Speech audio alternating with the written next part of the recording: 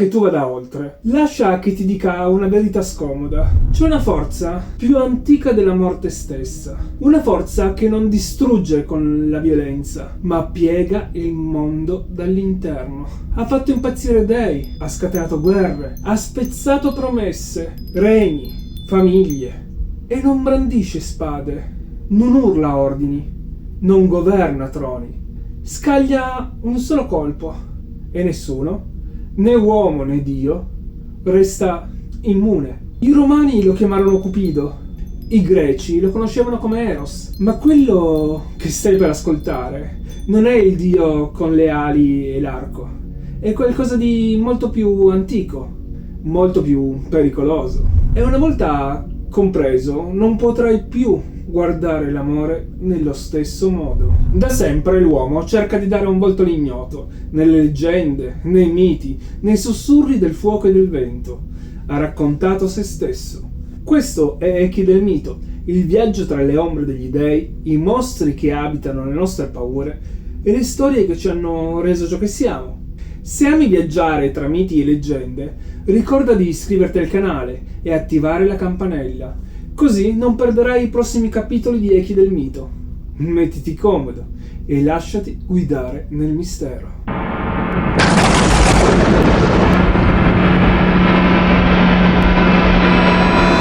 Capitolo 1. Prima di Zeus, prima del cielo, la nascita di Cupido. Quando pensiamo a Cupido, l'immagine che affiora è quasi sempre la stessa: un bambino alato, un arco tra le mani, un sorriso malizioso, un simbolo leggero associato all'amore romantico, a San Valentino, ai cuori trafitti. Ma questa è solo l'ultima maschera di una forza molto più antica.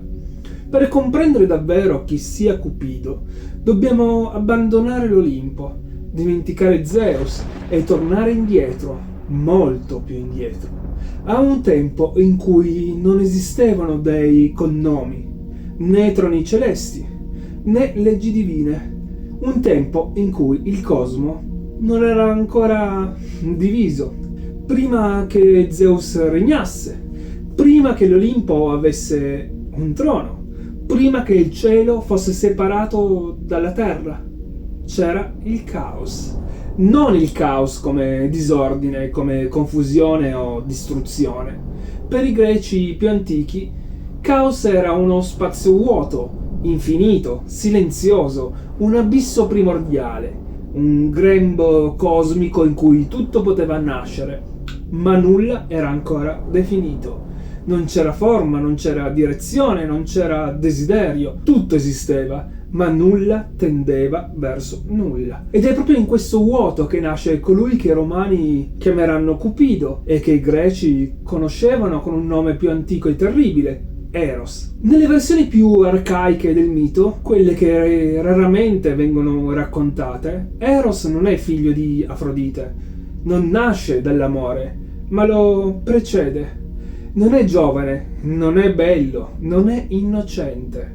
È una delle prime forze dell'universo, accanto a Caos, al Gea, la Terra, e a Tartaro, l'abisso. Eros non ha un corpo definito, non ha ali, non ha volto. È una spinta. Il suo ruolo non è amare, il suo ruolo è unire ciò che è separato. Senza Eros, Gea resterebbe sterile. Senza Eros, il cielo non cercherebbe la terra. Senza Eros, gli dei non nascerebbero e il mondo rimarrebbe immobile, congelato in un'esistenza senza tensione. È Eros che costringe l'essere a muoversi verso l'altro. È lui che rompe l'equilibrio del nulla e avvia il processo della creazione. Per gli antichi greci questa forza non era benevole né malvagia, era necessaria, ma proprio per questo era pericolosa, perché Eros non chiede il permesso, non distingue tra dei e mortali, non conosce morale né misura. Dove Eros agisce nasce il desiderio, e dove nasce il desiderio nasce anche la sofferenza, perché desiderare significa mancare di qualcosa, significa essere incompleti, significa esporsi alla perdita. Questa è la verità che il mito custodisce sotto l'immagine rassicurante di Cupido. L'amore non nasce come dono, ma come ferita, come tensione, come forza che spinge l'universo a esistere, anche a costo del dolore. Molto tempo dopo, quando i miti diventeranno più umani e più addomesticati, questa potenza primordiale verrà trasformata in un dio bambino. Gli verranno date le ali, un arco, delle frecce. Gli verrà dato un sorriso. E soprattutto gli verrà dato un nuovo nome, Cupido, il desiderio personificato. Ma sotto quella maschera leggera continuerà a vivere l'antico Eros, la forza che precede Zeus, la forza che muove il cosmo, la forza che nessun dio ha mai davvero controllato. E questo è solo l'inizio. Capitolo 2. Cupido contro Zeus, il dio che nemmeno il re può controllare. Nel Pantheon greco, l'universo sembra funzionare come un grande regno diviso in domini precisi. Nulla è lasciato al caso, ogni forza fondamentale dell'esistenza ha un volto, un nome e un padrone. Zeus governa il cielo e il fulmine dall'alto del suo trono sull'Olimpo. Poseidone domina il mare, le tempeste, gli abissi che inghiottono le navi e le città costiere. Ade regna sulla morte e sugli inferi, su quel destino silenzioso e inevitabile che attende ogni mortale. Ogni cosa ha un ordine, ogni ordine ha una legge e ogni legge ha un sovrano. Ogni regno, tranne uno. Perché esiste una forza che attraversa tutti questi domini senza appartenere a nessuno. Una forza che non rispetta confini, che non riconosce troni, che non teme punizioni. Una forza che non può essere incatenata, né bandita, né distrutta. Quella forza è Cupido. Ed è qui che il mito cambia tono, ed è qui che smette di essere rassicurante. Zeus non è un dio qualunque, è il re degli dei. Colui che ha sconfitto i titani, che ha rovesciato un'era di caos primordiale e imposto un nuovo ordine cosmico. Il suo potere non nasce dall'amore, ma dalla vittoria. Il fulmine che stringe tra le mani non è soltanto un'arma, è una sentenza, è la manifestazione della legge divina. Quando Zeus colpisce, il mondo obbedisce, non ci sono repliche, non ci sono eccezioni. Eppure, nonostante tutta questa potenza, esiste qualcosa che neppure Zeus riesce a controllare. Quella forza è Cupido, o, con il suo nome più antico e inquietante, Eros. Zeus può punire, può distruggere città intere, può scagliare dei e uomini nel Tartaro, può spezzare giuramenti, ribaltare destini, riscrivere l'ordine del mondo, ma quando Cupido tende l'arco e scocca una freccia, persino il re dell'Olimpo vacilla. Non c'è mito che lo dimostri meglio della vita stessa di Zeus. Ogni tradimento, ogni amante mortale, ogni trasformazione ingannevole, ogni figlio nato fuori dal matrimonio con Era. Nulla di tutto questo è un semplice capriccio divino. Non è solo desiderio sfrenato, è qualcosa di più profondo, è una perdita di controllo. È la prova che Zeus, nonostante il suo potere assoluto, non è sovrano del proprio cuore. È una sconfitta. Era lo sa bene e lo ha sempre saputo. La sua gelosia non nasce soltanto dall'umiliazione del tradimento, ma da qualcosa di ancora più doloroso, l'impotenza, perché neppure lei, regina degli dei, può fermare Cupido, neppure lei può difendere il matrimonio, la legge, l'ordine, da quella forza che si insinua silenziosa e spezza ogni equilibrio. E soprattutto, neppure Zeus, il sovrano assoluto dell'Olimpo, riesce a sottrarsi al desiderio che lo travolge. Se hai visto il video dedicato a Zeus, ricorderai quanto il suo potere sia fondato sull'ordine, sulla giustizia e sull'equilibrio cosmico. Se invece non l'hai ancora visto, te lo lascio qui in alto, oppure come il link in descrizione, perché è fondamentale per capire fino in fondo questa contraddizione. Il dio che governa tutto, tranne se stesso. Cupido rappresenta l'opposto di Zeus. Dove Zeus impone la legge, Cupido porta all'irrazionale. Dove Zeus costruisce ordine, Cupido introduce il desiderio incontrollabile. Dove Zeus governa dall'alto, Cupido colpisce dall'interno. Ed è proprio per questo che Zeus lo teme, non perché Cupido sia più forte di lui, ma perché lo rende umano. Ogni volta che Zeus si innamora di una mortale, ogni volta che si trasforma per sedurla, ogni volta che inganna, tradisce, mente, il suo trono si incrina. Il potere assoluto mostra una crepa, e quella crepa ha sempre la stessa origine, una freccia invisibile, scoccata da una forza che non risponde a nessuna autorità. Cupido non è un dio minore, non è un semplice messaggero dell'amore, non è un ornamento dell'Olimpo, è una legge cosmica, è il principio che rende il potere instabile, è la forza che dimostra che nessun sovrano è davvero invincibile. È la prova che, anche tra gli dei, l'ordine può essere spezzato da un battito del cuore. E se perfino Zeus cade sotto il suo influsso, allora la domanda diventa inevitabile. Cosa può fare un mortale contro Cupido? Capitolo 3. Da forza cosmica a bambino armato. Col tempo il mito cambia volto e, come spesso accade nei miti, il cambiamento non rende la storia meno pericolosa, la rende solo più facile da guardare.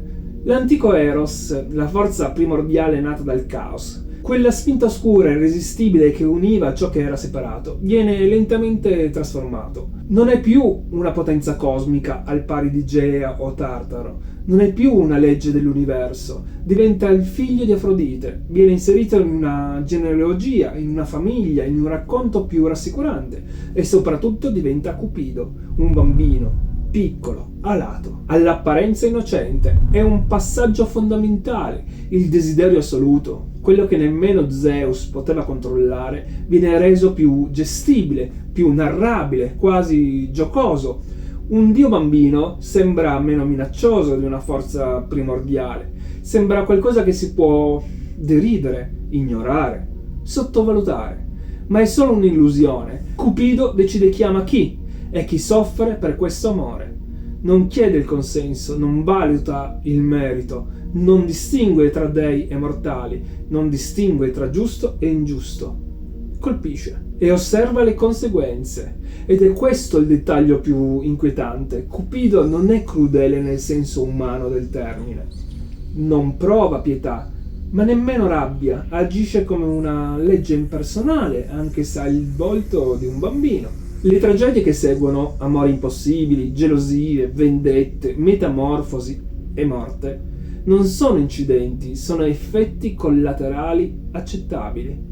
Nel mito ogni grande storia d'amore nasce quasi sempre da una freccia di Cupido, ma anche ogni grande tragedia, perché l'amore, quando non è governato dalla ragione, diventa una forza distruttiva quanto una guerra. Ed è qui che la trasformazione di Eros in Cupido diventa ancora più disturbante. Non è stato reso meno potente, è stato reso più vicino, più familiare, più ingannevole. Un bambino armato è più pericoloso di un mostro, perché nessuno lo teme abbastanza. Cupido sorride, scocca la freccia e lascia che il mondo si rompa da solo.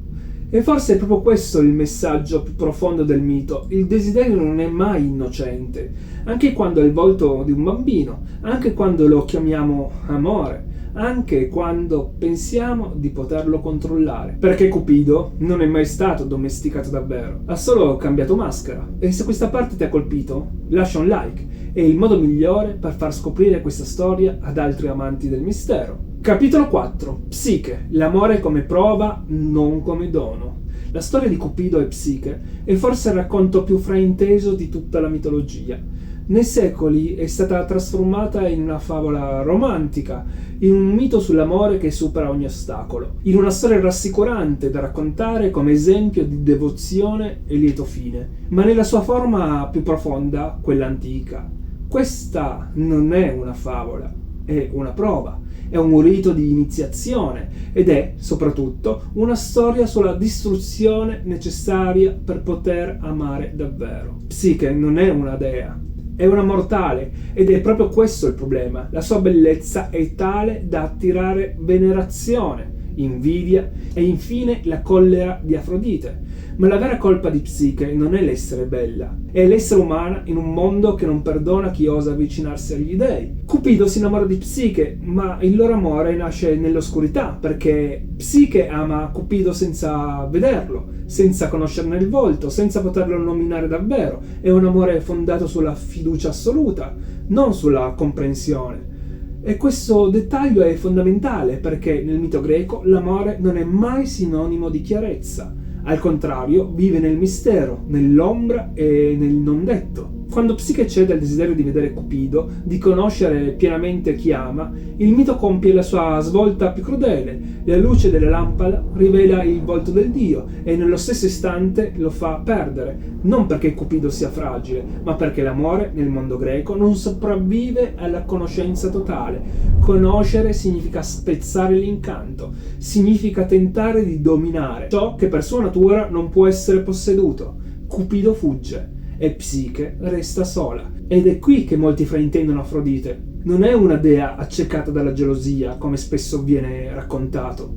Afrodite non punisce Psiche per vendetta, la mette alla prova, perché amare un dio non è un privilegio, è una condanna se non si è pronti. Significa affrontare ciò che distrugge l'identità umana, ciò che spezza ogni certezza, ciò che costringe a rinascere diversi. Le prove imposte a Psiche non sono semplici ostacoli, sono tappe iniziatiche. Ogni compito la priva di qualcosa: sicurezza, identità, speranza, fino all'ultima prova, la più terribile, la discesa negli inferi. Psiche deve morire simbolicamente, deve attraversare il regno di Ade, deve perdere ciò che era per poter diventare qualcos'altro. Nel mito greco nessuno può amare davvero un dio restando umano. Psiche muore come mortale e rinasce come essere nuovo. Solo dopo questa distruzione, solo dopo la perdita totale di sé, Psiche può ricongiungersi a Cupido, non più come una ragazza innamorata, ma come qualcuno che ha visto l'abisso ed è tornato indietro. L'amore non le viene regalato, le viene concesso solo dopo la trasformazione. Ed è questo il punto più disturbante nel mito. Cupido non salva Psiche, non la protegge, non le evita la sofferenza. L'amore qui non è una ricompensa, è una prova da superare, un percorso che chiede tutto prima di restituire qualcosa. La storia di Cupido e Psiche non ci dice che l'amore vince sempre, ci dice che l'amore vero distrugge chi non è pronto, che per amare davvero bisogna morire simbolicamente e che solo chi attraversa l'ombra può restare accanto a una forza come Cupido senza esserne annientato, perché Cupido non ama per rendere felici, ama per trasformare. E non tutti sopravvivono alla trasformazione. Capitolo 5. Eros, Medusa e il desiderio che distrugge. Per capire davvero chi è Cupido bisogna guardare oltre le storie d'amore. Bisogna spingersi in territori più scomodi, più oscuri, dove il desiderio non crea unione, ma rovina. Ed è qui che il collegamento con Medusa diventa fondamentale. A prima vista Cupido e Medusa sembrano appartenere a mondi opposti. Uno è associato all'amore, l'altra al terrore. Uno colpisce con una freccia invisibile, l'altra con uno sguardo mortale. Eppure, nel linguaggio profondo del mito, sono la stessa forza. Medusa non viene punita per ciò che fa, viene punita per ciò che provoca. Il suo errore non è un'azione, ma un effetto. Il suo volto suscita desiderio, attrazione, violenza. Ed è proprio questo che la rende pericolosa. Lo sguardo di Medusa pietrifica perché blocca, immobilizza, annulla, trasforma chi guarda in qualcosa di rigido, privo di volontà. Cupido fa lo stesso, solo in modo diverso. La freccia che incendia il cuore e lo sguardo che pietrifica sono due manifestazioni della stessa energia, il desiderio non controllato, una forza che travolge chi la subisce e distrugge l'equilibrio di chi la provoca. Medusa non sceglie di essere distruttiva, Cupido nemmeno. Entrambi agiscono come leggi impersonali, indifferenti alle conseguenze. Eros, il nome più antico di Cupido, non è mai stato amore nel senso moderno del termine. Non è tenerezza, non è cura, non è promessa di felicità, è attrazione primordiale, è la scintilla che mette in moto qualcosa che poi non può più essere fermato. Quando Cupido colpisce non crea armonia, crea squilibrio.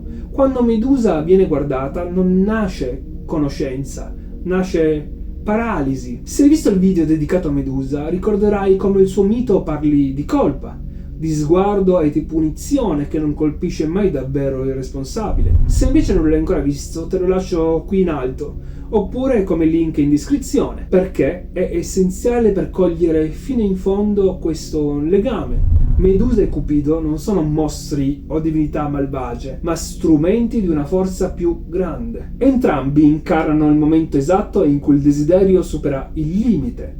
Nel mito greco il desiderio non è mai neutro, è sempre una minaccia. È ciò che spinge Zeus a tradire, che condanna Psiche alla distruzione, che trasforma Medusa in un mostro, che accende guerre e vendette. Eros non costruisce, innesca, non protegge, espone, non consola, mette alla prova. E per questo è così pericoloso. Chiamarlo amore è un errore moderno, un tentativo di addomesticare qualcosa che non lo è mai stato. Cupido non è il dio dell'amore romantico, è il principio della rovina, il primo passo verso la perdita del controllo, la forza che spinge l'essere verso l'altro, anche quando questo significa annientarsi. Medusa pietrifica, Cupido incendia, ma entrambi raccontano la stessa verità antica: il desiderio, quando non viene compreso, distrugge.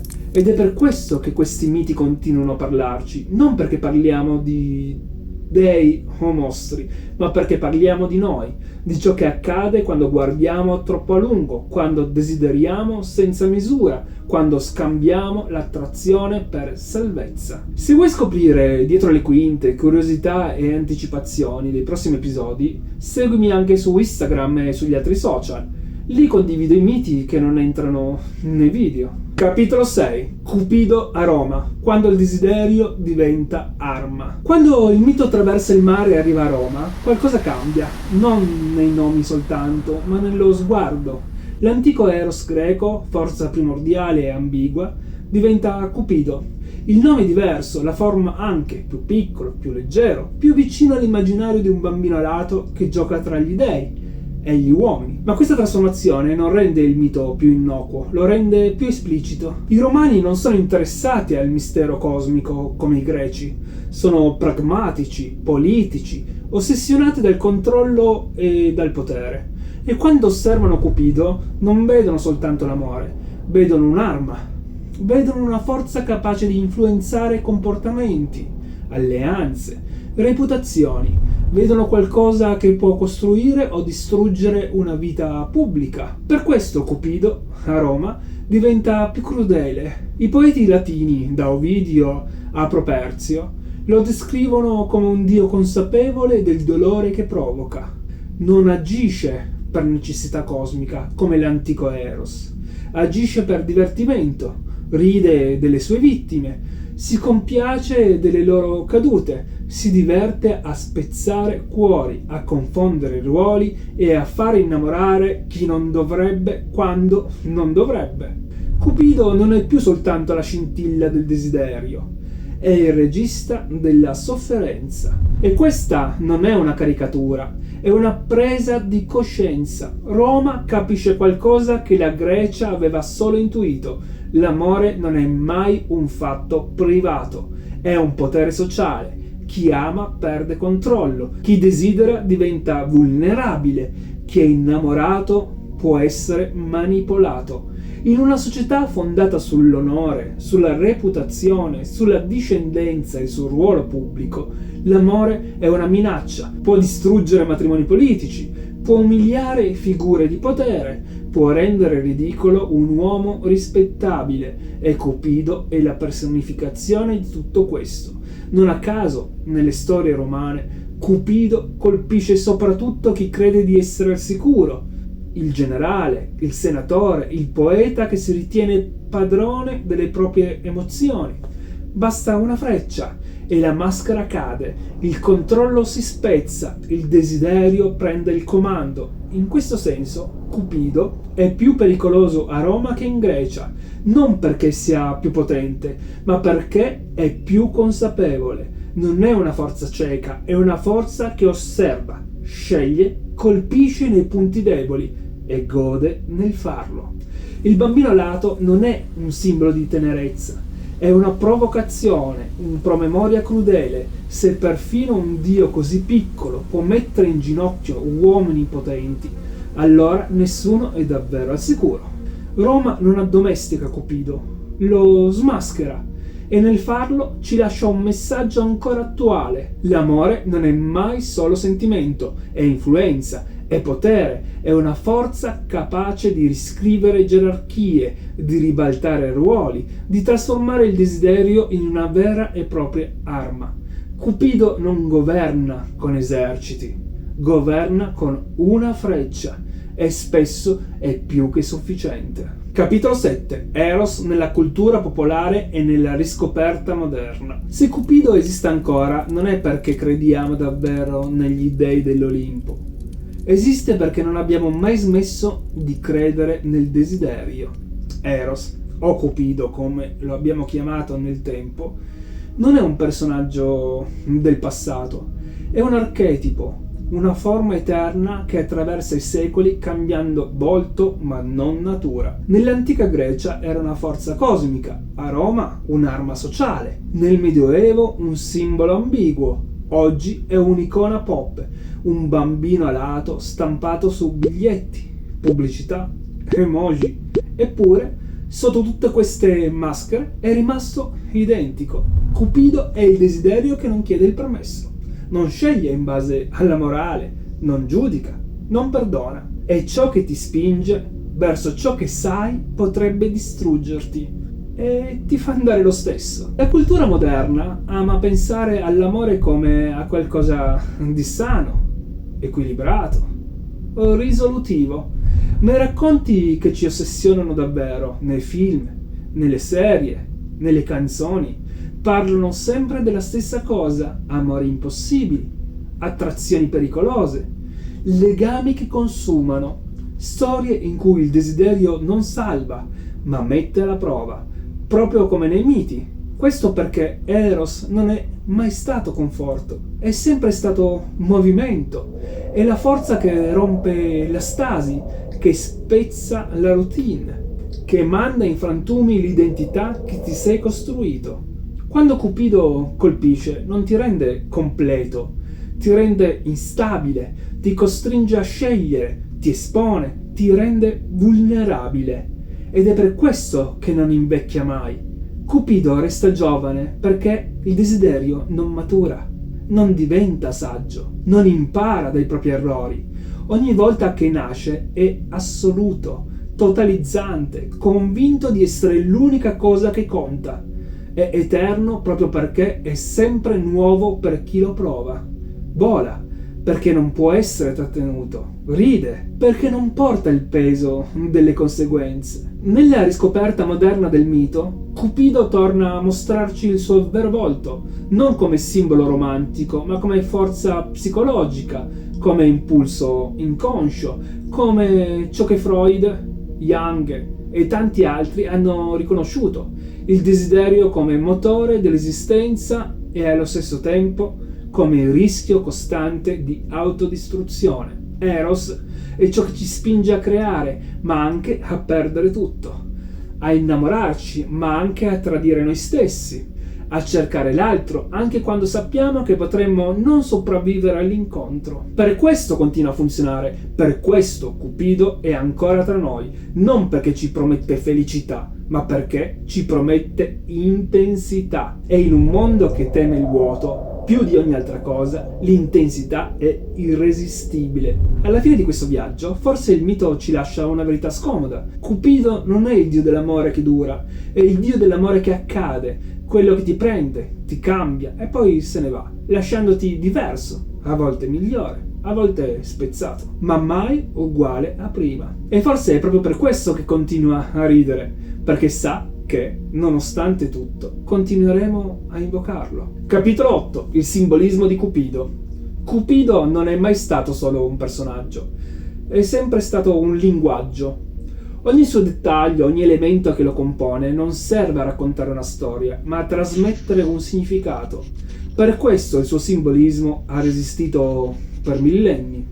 Per questo, ancora oggi, riconosciamo Cupido anche quando non lo chiamiamo più con il suo nome. Partiamo dall'aspetto più ingannevole, il corpo. Cupido è un bambino, o almeno così ci viene mostrato, ma questa non è una scelta casuale. Il desiderio nel mito è infantile, non perché sia innocente, ma perché è impulsivo. Non conosce conseguenze, non pensa al domani. Vuole tutto, tutto e subito.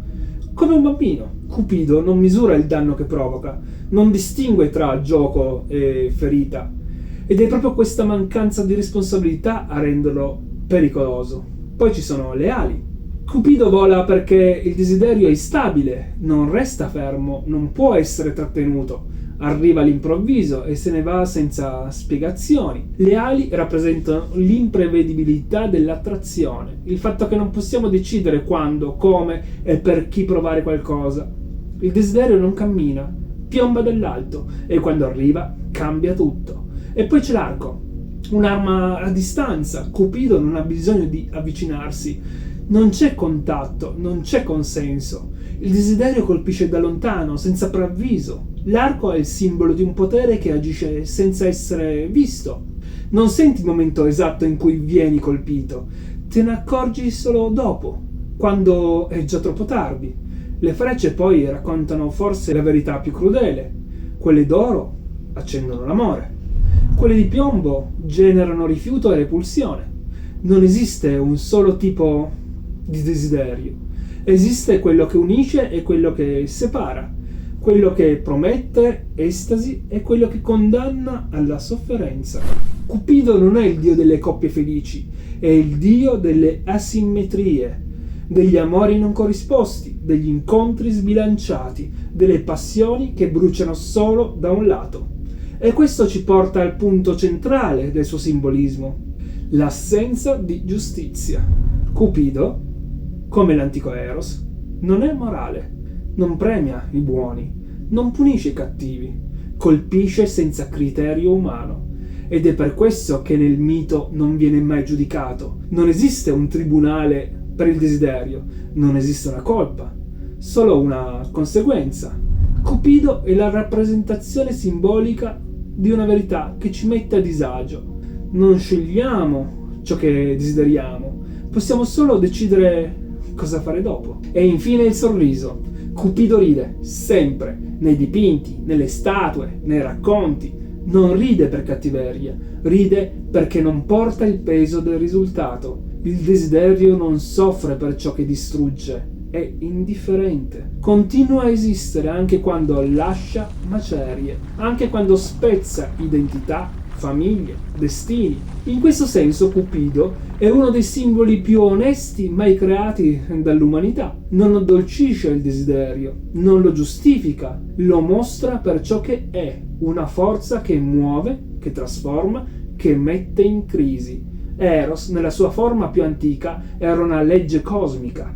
Cupido, nella sua forma simbolica, è una legge interiore. Agisce dentro di noi come agiva nel cosmo, separando, unendo, costringendo al movimento. Non promette felicità, promette cambiamento. Ed è per questo che continua a vivere nei simboli, nelle immagini, nei racconti moderni, perché finché esisterà il desiderio, imprevedibile, irrazionale, pericoloso, Cupido continuerà a volare, non come dio dell'amore, ma come simbolo di ciò che ci rende umani. Capitolo 9. Conclusione. Non esiste fuga da Eros. Puoi fuggire dalla guerra, puoi fuggire dalla morte, illudendoti di rimandarla. Puoi perfino fuggire dagli dèi, se smetti di crederci, ma non puoi fuggire dal desiderio. Eros, o Cupido, come lo abbiamo chiamato nel tempo, non chiede templi, non pretende preghiere, non reclama sacrifici, non ha bisogno di essere venerato, esiste, e questo basta. Agisce nel silenzio, nei momenti in cui la ragione vacilla, quando l'istinto prende il sopravvento, quando scegliamo qualcosa pur sapendo che potrebbe distruggerci. Ogni volta che ami contro la logica, ogni volta che desideri ciò che ti farà soffrire, ogni volta che scegli l'altro invece di te stesso, anche quando sai che perderai qualcosa, Eros ha colpito ancora, non come punizione, non come dono, ma come movimento inevitabile dell'animo umano. I greci lo sapevano, per questo non lo hanno mai dipinto come buono o cattivo. Eros non è morale, è necessario, senza di lui nulla si muove, nulla nasce, nulla cambia, ma ogni trasformazione ha un prezzo e il desiderio è la forza che ce lo fa pagare. Ed è qui che il mito di Eros ci conduce verso un altro orizzonte, perché questa figura, questa energia che seduce, inganna, trasforma e consuma, non appartiene solo alla Grecia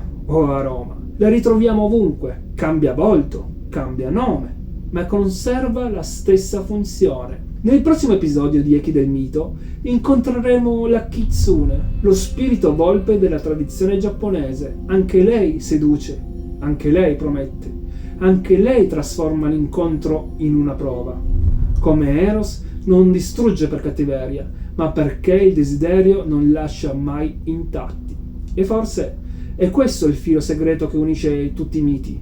Non raccontano ciò che dovremmo fare, ma ciò che inevitabilmente facciamo. Prima di chiudere voglio lasciarti con una domanda. Secondo te il desiderio è una forza che ci rende più vivi o la causa delle nostre più grandi rovine? Scrivilo nei commenti, leggere le vostre interpretazioni è parte fondamentale di questo viaggio. E se questo video ti ha colpito, lascia un like e iscriviti al canale. È il modo più semplice e concreto per supportare Echi del Mito e permettere di continuare a raccontare queste storie con il tempo e la cura che meritano. Inoltre, dimmi nei commenti quale personaggio mitologico vorresti vedere approfondito nei prossimi episodi. Me lo segno davvero e appena riesco ci costruisco sopra un nuovo video, perché i miti non sono mai finiti, cambiano forma, proprio come il desiderio, ed Eros lo sa. Ci vediamo il prossimo lunedì alle 19. Ciao!